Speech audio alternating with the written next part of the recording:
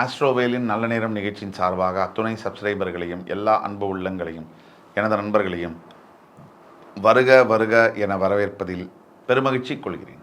இறைவணக்கத்தை கூறி இந்த வீடியோவை தொடங்குவோம். வக்ரதுண்ட மகாகாய சூரிய கோடி சமப்பிரபக அவிக்னம் குருமே தேவ சர்வகாரியேஷு சர்வதா. தென்னாட்டுடைய சிவனே போற்றி, என் நாட்டவர்க்கும் இறைவா போற்றி. நண்பர்களே, இந்த புதிய காணொலியின் மூலியமாக உங்கள் அத்துணை பேரையும் சந்திப்பதில் மிக்க மகிழ்ச்சி கொள்கிறேன். இன்றைக்கு நம்ம பேச போகிறது குரு பயிற்சி பலன்கள் 2024 வரிசையில் கடகராசி.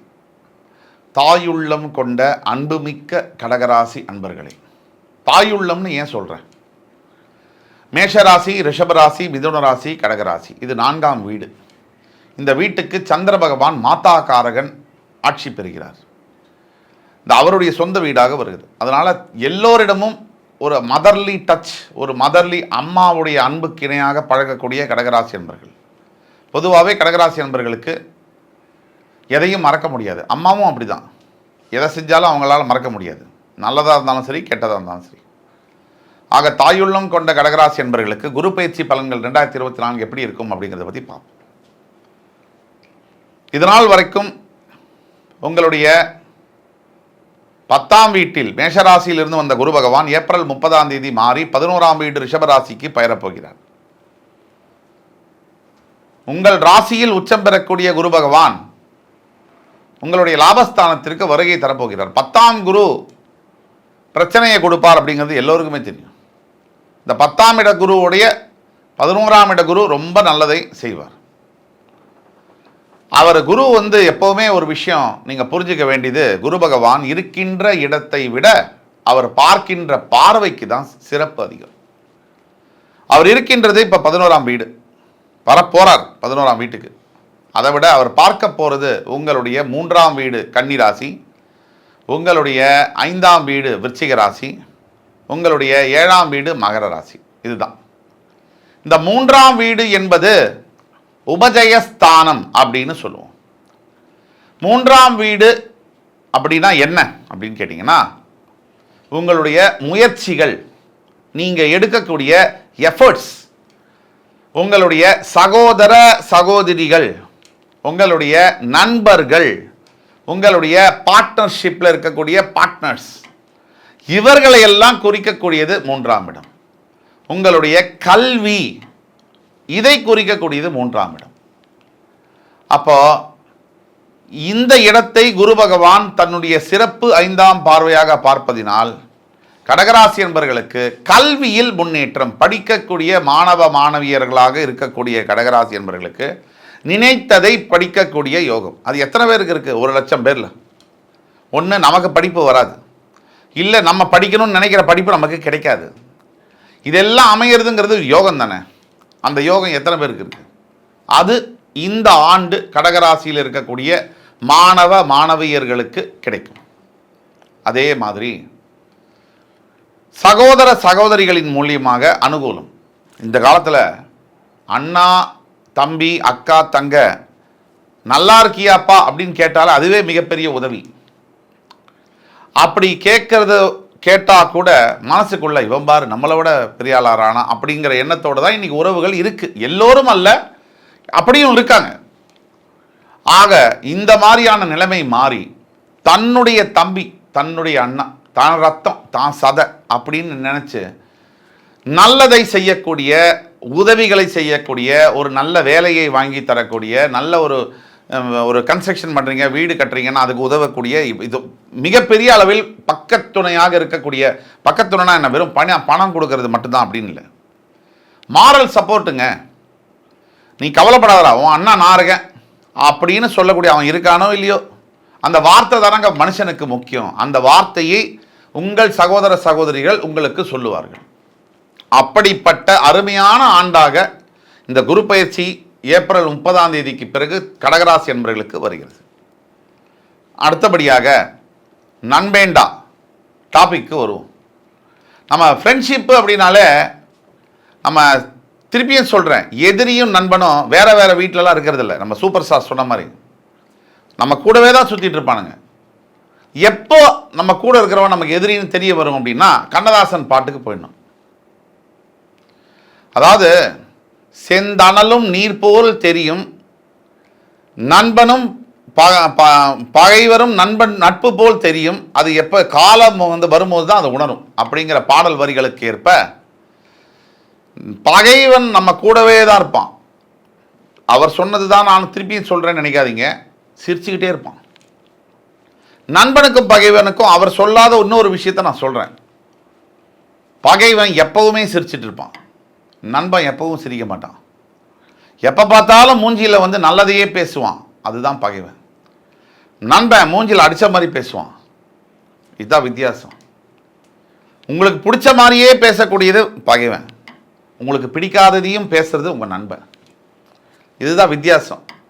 அந்த மாதிரி நண்பர்களினால் உங்களுக்கு மிகப்பெரிய ஆதாயம் கிடைக்கக்கூடிய சூழ்நிலை ஏற்படுகிறது. இந்த நண்பர்கள் என்பது வாழ்க்கையில் ரொம்ப ரொம்ப முக்கியமான ஒரு பாயிண்ட்டு.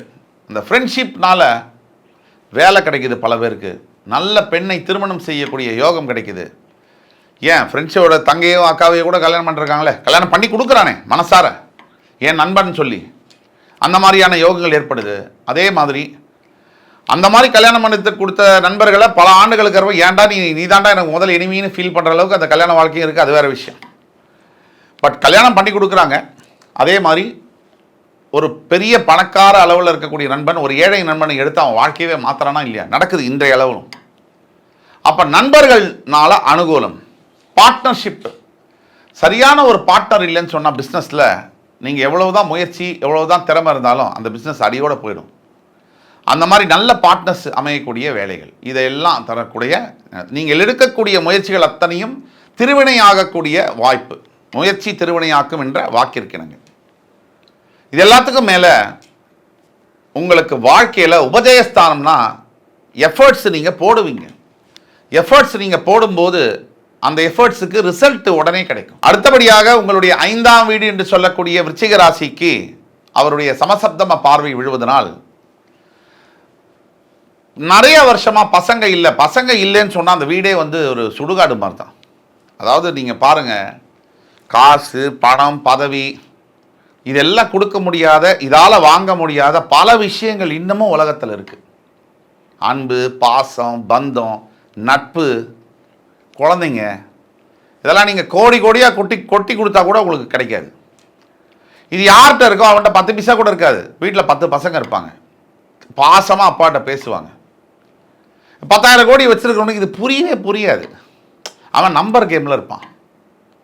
இந்த 10,000 எப்படி லட்சம் கோடி ஆகிறதுங்கிறதுல இருப்பான். ஆனால் நார்மலாக இருக்கக்கூடிய விளிம்பு நிலையில் இருக்கக்கூடிய மக்களுக்கு நீங்கள் பாருங்கள், ஒரு குப்பத்து வாசலில் இருக்காங்க, ஒரு சேரி போகுது, ஆனால் அவங்க எவ்வளோ ஆனந்தமாக இருக்காங்க. அங்கே தான் அவங்க மினரல் வாட்டரா குடிக்கிறான், டெய்லி அவனை கடிக்காத கொசு இருக்கா, அவனுக்கு எல்லா வியாதியும் உடம்பு தன்னால் அகாமடேட் ஆகுது. அது கடவுள். இப்போ உங்களையெல்லாம் நம்பாதனால தான் கடவுள் என்ன பண்ணிட்டாரு, உடம்புல ஆட்டோமேட்டிக் சிஸ்டமை உருவாக்கிட்டார். ஆக அந்த மாதிரியான 5ஆம் வீட்டை அவர் பார்க்கும்போது புத்திர பாக்கியங்கள் உருவாகும்.